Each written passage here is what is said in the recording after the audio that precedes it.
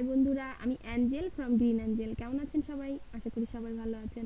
চলুন দেখে নেই যে কারণে অ্যালার্জি হয় এবং অ্যালার্জি থেকে মুক্তি পাওয়ার সম্পূর্ণ ঘরোয়া উপায়।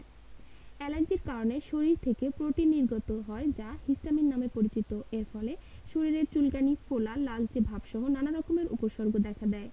এই ধরনের চর্মরোগের জন্য রয়েছে প্রাকৃতিক চিকিৎসা। চলুন দেখে নেই।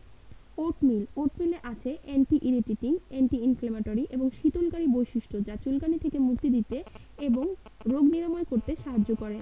ব্যবহার: 2 কাপ ওটমিল 2 টেবিল চামচ কর্নস্টার্চ এর সঙ্গে পানি মিশিয়ে ঘন মিশ্রণ তৈরি করতে হবে। আক্রান্ত স্থানে মিশ্রণটি লাগিয়ে 15 থেকে 20 মিনিট অপেক্ষা করে হালকা গরম পানি দিয়ে ধুয়ে ফেলতে হবে।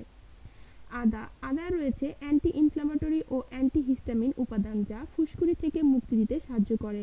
এটি ত্বকের রক্ত সঞ্চালন বাড়ায়, ফোলাভাব দূর করে এবং চুলকানি কমায়। ব্যবহার: 1 কাপের 3/4 পরিমাণ ভিনেগারের সঙ্গে 1 কাপের 1/3 লাল চিনি এবং 1 টেবিল চামচ আদা 10 মিনিট ধরে ফোটাতে হবে। মিশ্রণে একটি তুলার বল ভিজিয়ে তা আক্রান্ত স্থানে লাগাতে হবে। হলুদ অ্যান্টি ইনফ্ল্যামেটরি ও অ্যান্টিসেপটিক উপাদানের জন্য বেশ। হলুদের উপাদানগুলো শরীরে কর্টিকোস্টেরয়েড তৈরি করে যা শরীরে প্রাকৃতিকভাবে প্রদাহ ও জ্বলুনি নাশক হিসেবে কাজ করে। এর অ্যান্টিহিস্টামিন এবং অ্যান্টিঅক্সিডেন্ট থাকে যা র্যাশ সহ নানা ধরনের চর্মরোগ নিরাময়ে সাহায্য করে। ব্যবহার: 1 গ্লাস গরম দুধের সঙ্গে 1 চামচ হলুদ গুঁড়ো মিশিয়ে সপ্তাহে 2 বার খেতে হবে। তবে যদি ব্লাড থিনারের জন্য ওষুধ খেয়ে থাকলে হলুদ না খাওয়াই ভালো। আনারসে আছে ব্রোমেলিন নামক উপাদান যা র্যাশের ফোলাভাব কমাতে সাহায্য করে।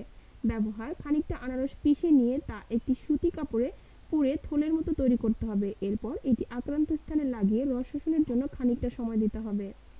বন্ধুরা, এটুকুই ছিল আমাদের আয়োজন। আমাদের এই আয়োজন ভালো লাগলে অবশ্যই লাইক দিয়ে আমাদেরকে উৎসাহিত করবেন আর শেয়ার করে অপরকে দেখার সুযোগ করে দিবেন। আর বন্ধুরা, আপনারা আমাদের সাথে থাকলেই আমরা আরো ভালো ভালো কাজ করার উৎসাহ পাবো। তাই প্লিজ আমাদের সাথে থাকুন, আমাদের চ্যানেলটি সাবস্ক্রাইব করুন। ভালো থাকবেন সবাই।